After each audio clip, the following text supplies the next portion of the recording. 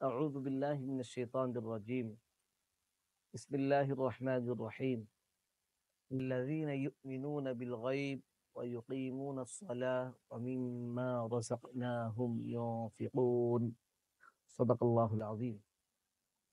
الذين যারা ইউমিনুনা বিশ্বাস করছে করবে, অর্থাৎ যারা বিশ্বাস করে, বিল গায়বি বা মানে সাথে বা দ্বারা উপরে, গায়ব অদৃশ্য, অদৃশ্যের উপরে যারা ঈমান আনে, ওয়া এবং ইউকিমুনা নামাজ কায়েম করে, নামাজ প্রতিষ্ঠা করে, ওয়া ইউকিমুনা সলাত নামাজ, ওয়া এবং মিম্মা মিন মানে থেকে, মা মানে যাহা,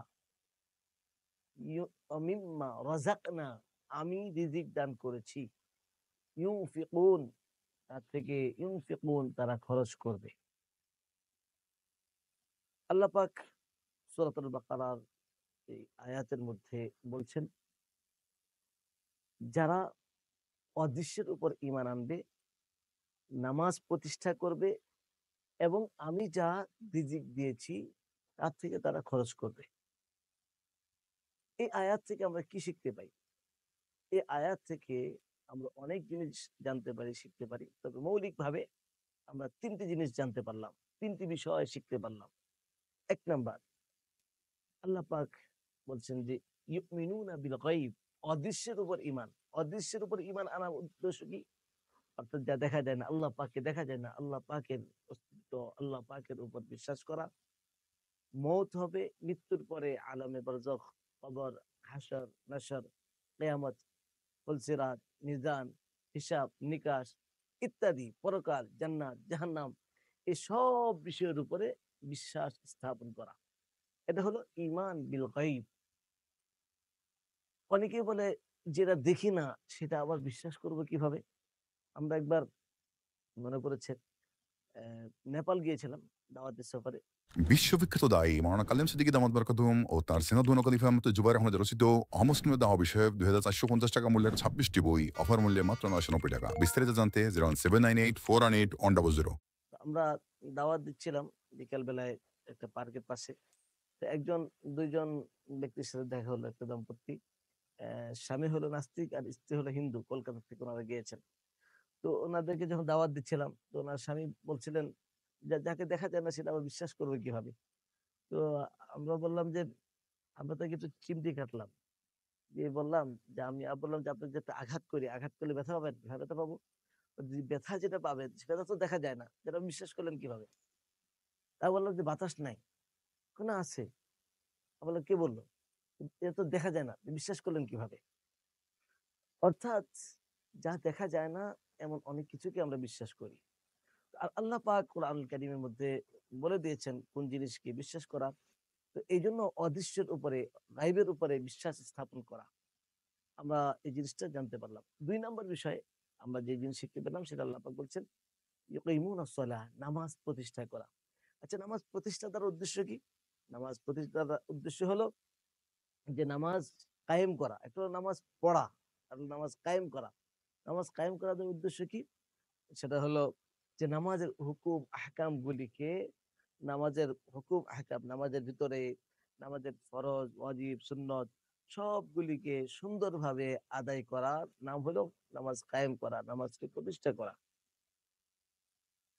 3 নম্বর বিষয় যা আমরা এই আয়াত থেকে শিখতে পেলাম সেটা হলো ওয়ামিম্মা রাযাকনাহুম ইউনফিকুন। আল্লাহ বলেন, আমি তোমাদেরকে যে রিজিক দান করেছি তা থেকে তুমি খরচ করো। অর্থাৎ আমি আমারটা খরচ করব না, আল্লাহ যা আমাকে দান করেছেন তার থেকে খরচ করব।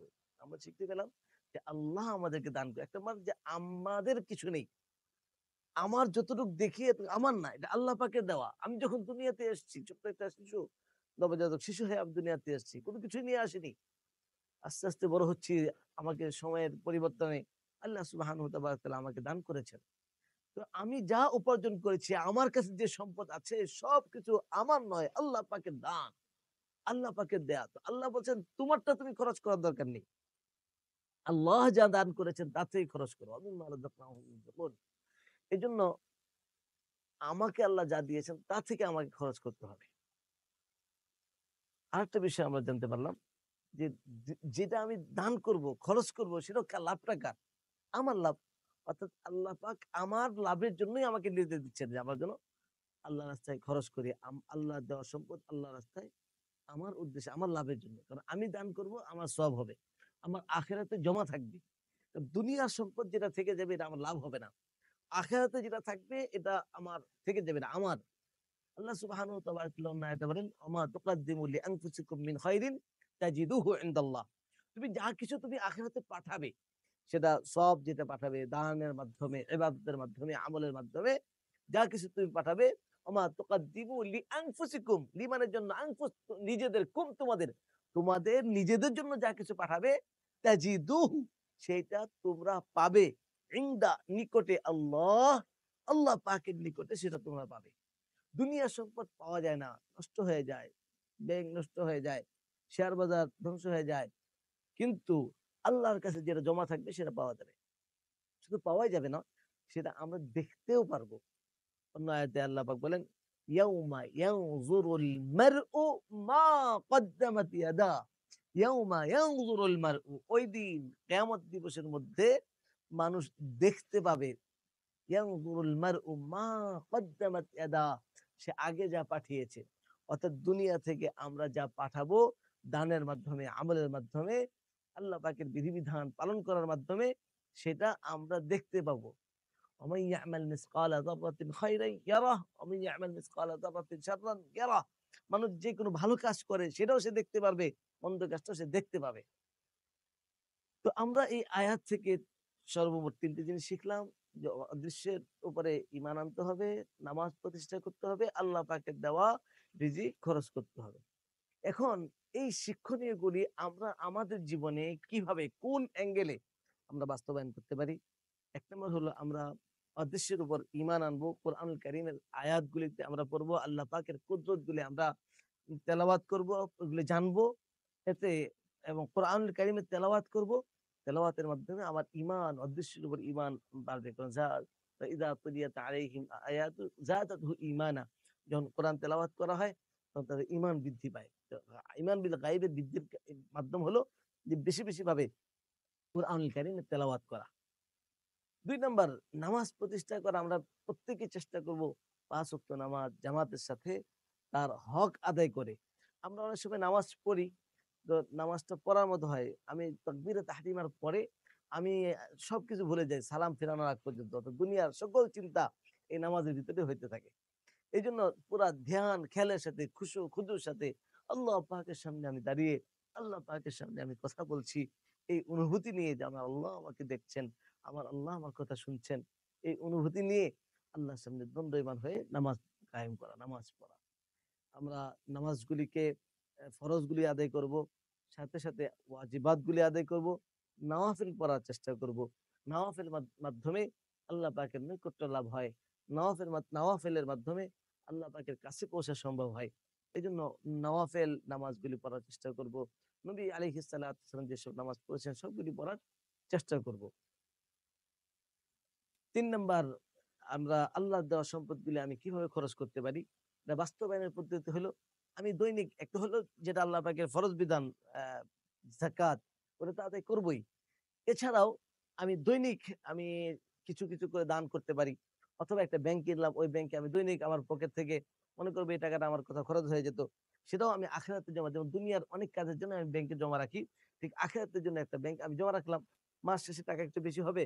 এই অর্থটা কোনো মাদ্রাসায়, কোনো দ্বীনী প্রতিষ্ঠানে, কোনো দাওয়াতি, কোনো যেকোনো ভালো আখিরাতের কল্যাণমূলক প্রতিষ্ঠানে আমি সেটা তাকে দান করে দিলাম। মা বোনদের জন্য একটা সহজ পদ্ধতি আছে নিয়মিত আমল করার জন্য, দান করার জন্য। সেটা হলো যখন আমরা ভাত পাক করতে চাই, প্রত্যেক ঘরে পাক-শাক হয়, ভাত পাক হয়। কারো বাসায় ২ বার, কারো বাসায় ৩ বার। তো আমি যখন ভাতটা, চাউলটা মেপে আমি ধোয়ার জন্য নিচ্ছি, পাক করব। মেপে নিয়ে যাওয়ার পরে ঐখান থেকে আমি ১ মুষ্টি চাউল আমি আলাদা করে রেখে দিব। এই ১ মুষ্টি চাউল আমার এ আলাদা করলে আমার খাবারের মধ্যে কমতি হবে না। বরং আল্লাহ বরকত দিবেন। এটাকে আমি এক জায়গায় অন্য একটা পাত্রে জমা রাখবো। এক পর্যায়ে যখন কিছু পরিমাণটা বেড়ে যাবে, তখন এটা কোনো গরিব মিসকিনকে দান করলাম। অথবা এটা বিক্রি করে আমি অর্থটা আমি কোথাও দান করে দিলাম। দিনী কাজে খরচ করলাম। দান করা, খরচ করা যেমন মসজিদ, মাদ্রাসা, দ্বীনি কাজ আছে, এটা তো যেমন নিজের পরিবার, বন্ধু-বান্ধব, আত্মীয়স্বজন তাদের মাঝেও যে খরচ করা হয় ওগুলো দানের অন্তর্ভুক্ত। বাকি আমাদের নিয়তটা শুদ্ধ হতে হবে। শুধুমাত্র আল্লাহকে রাজি করার জন্য, শুধুমাত্র আল্লাহ সন্তুষ্টির জন্য, আল্লাহকে খুশি করার জন্য আমরা এই কাজগুলি করার চেষ্টা করব। আল্লাহ রাব্বুল আলামিন আমাদেরকে এই ঈমান বিল গায়ব এবং নামাজ প্রতিষ্ঠা করা এবং আল্লাহর দেওয়া সম্পদ থেকে আল্লাহর রাস্তায় খরচ করার তৌফিক দান করুন, হক আদায় করার তৌফিক দান করুন। ওয়া আখিরু দাওয়ানা আলহামদুলিল্লাহি রাব্বিল আলামিন। আসসালামু আলাইকুম ওয়া রাহমাতুল্লাহি ওয়া বারাকাতুহু। সব কিছু ছেড়ে আমাদের সাথে